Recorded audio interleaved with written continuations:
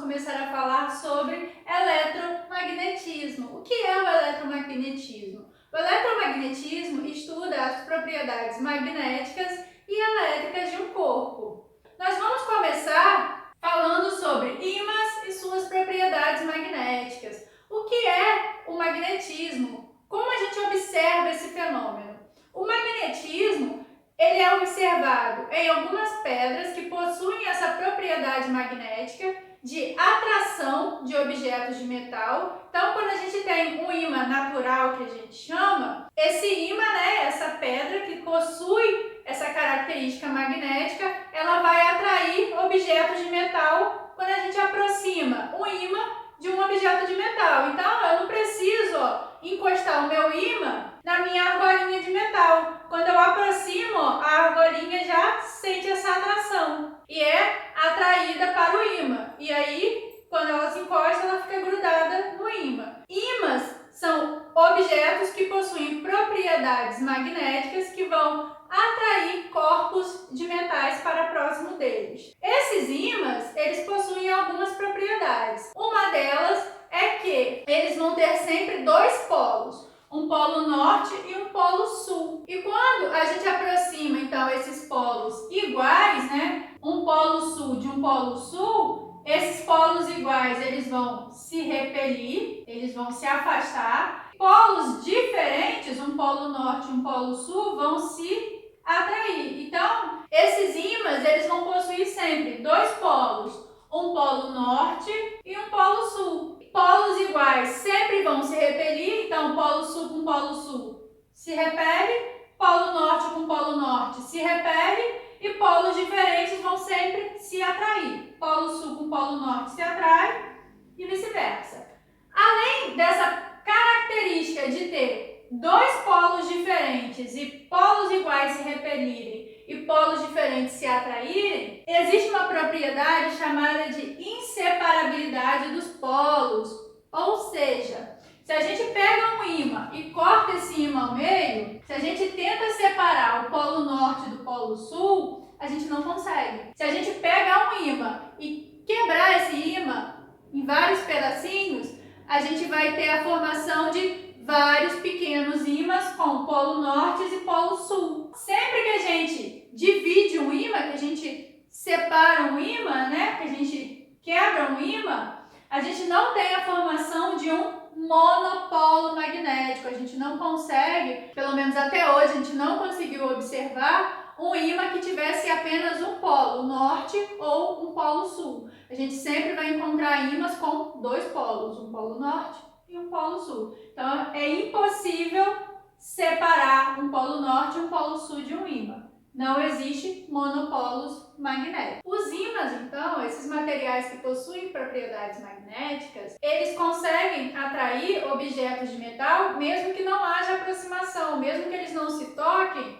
ele já está atraindo o objeto. Por quê? Como eu falei, eles possuem propriedades magnéticas, onde, mesmo que eu não encoste um objeto de metal nesse ímã, o ímã ele já vai perceber a presença desse objeto de metal e vai atrair esse objeto para próximo dele. Quando eu aproximo o objeto de metal, esse objeto sente a presença e é atraído para o ímã. Por quê? A região em volta desse ímã já possui propriedades magnéticas, permite que esses fenômenos magnéticos ocorram, permite que o ímã perceba a presença de um objeto de metal e atraia esse objeto. Essa propriedade em que os ímãs possuem em volta deles uma região que permite a existência desses fenômenos magnéticos, é chamado de campo magnético. Então, assim como fenômenos elétricos, onde regiões próximas dos elétrons, você já tem ali a criação de um campo elétrico que vai permitir a existência desses fenômenos elétricos,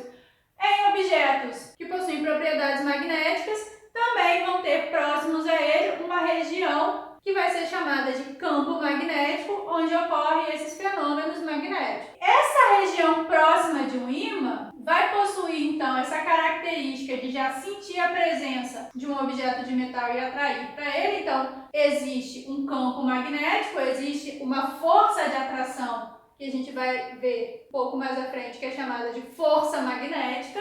E esse campo magnético, a gente consegue observá-lo a partir das linhas de campo ou linhas de indução, que são formadas por esse campo magnético, pela presença desse objeto com propriedades magnéticas. A gente consegue observar essas linhas de indução se a gente aproxima um ímã de pozinho de ferro, de limalha de ferro, pequenas partículas de ferro, que se a gente aproxima de um ímã, a gente vai perceber que forma essas linhas de indução. A gente consegue observá-las a partir dessa demonstraçãozinha. E essas linhas de campo, elas sempre vão sair do polo norte e entrar no polo sul. A gente consegue observar isso, que essas linhas, elas sempre saem do polo norte e entram no polo sul e elas nunca se cruzam. Se a gente aproxima uma bússola de um ímã, a gente vai perceber que a agulha da bússola ela vai se alinhar com o campo magnético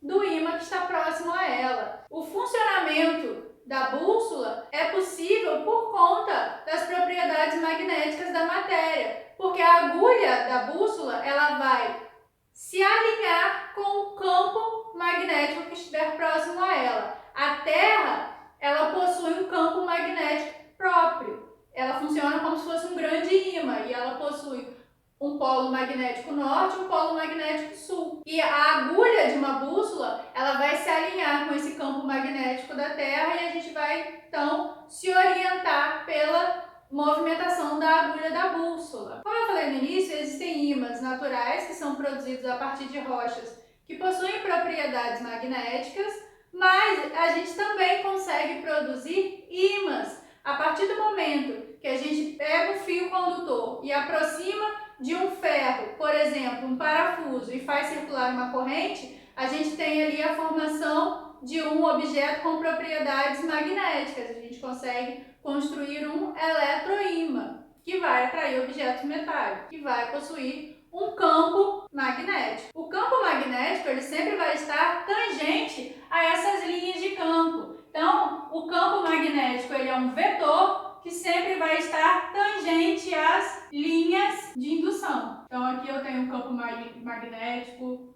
aqui eu tenho um campo magnético, aqui eu tenho um campo magnético, sempre tangente às linhas de indução. A gente vai representar o campo magnético pela letra B. E é um vetor que possui direção, módulo e sentido. Como eu falei, a gente consegue então construir ímãs a partir da circulação de uma corrente e a gente possui ímãs naturais. Objetos que são fortemente atraídos por um campo magnético externo são classificados como os materiais ferromagnéticos. A gente pode imaginar que, no caso de uma barra de ferro, por exemplo, ele possui pequenos ímãs no seu interior que, ao se aproximarem de um ímã externo, de um objeto que possui um campo magnético externo, vai fazer com que esses ímãs no seu interior se alinhem e eles são fortemente atraídos por esse ímã que possui um campo magnético externo. Então,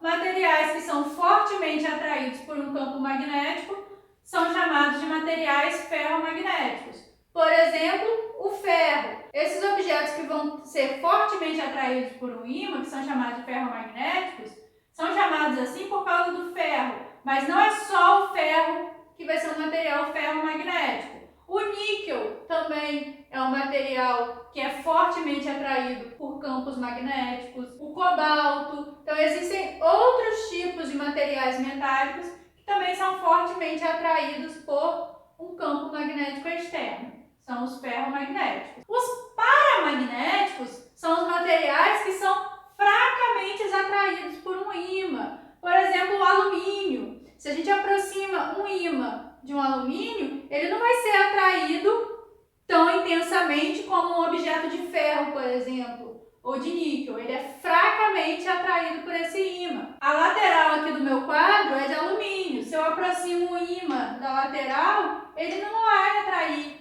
o quadro como ele atrai um objeto de ferro, por exemplo. Esses materiais são chamados de paramagnéticos. Já os materiais Diamagnéticos são os materiais que, quando são submetidos a um campo magnético, quando estão próximos de um campo magnético, não são atraídos, eles vão repelir esse campo magnético. É o caso da prata, por exemplo. Quando a gente aproxima um objeto de prata de um ímã, esse objeto vai repelir esse campo magnético, vai repelir esse ímã. Vários materiais que não são atraídos por campos magnéticos vão ter essa propriedade. Só que esse efeito de repelir o ímã é muito fraco, então a gente não percebe. Então, a parede, ela não é atraída pelo ímã, ela está repelindo esse material, só que esse efeito a gente não consegue perceber. São materiais diamagnéticos. Então, a gente pode classificar os materiais a partir de suas propriedades magnéticas como ferromagnéticos, paramagnéticos e diamagnéticos. A Terra, ela possui um campo magnético. Diz que a Terra é um ímã gigante, ela funciona como um ímã gigante. Esse campo magnético é formado no seu núcleo, que é formado por ferro e níquel, por correntes elétricas que circulam ali no seu interior. E essas correntes elétricas é que vão formar, segundo a teoria, esse campo magnético da Terra. Então, quando a gente aponta uma bússola e vai se orientar, a agulha da bússola ela aponta para o norte geográfico, que a gente chama. Portanto, a agulha está sendo atraída para o polo sul magnético. O polo norte magnético ficaria então no polo sul geográfico. Então, polo sul e polo norte geográfico é o que a gente aprende na geografia quando a gente aprende a se orientar. O polo norte geográfico está na região norte do globo terrestre,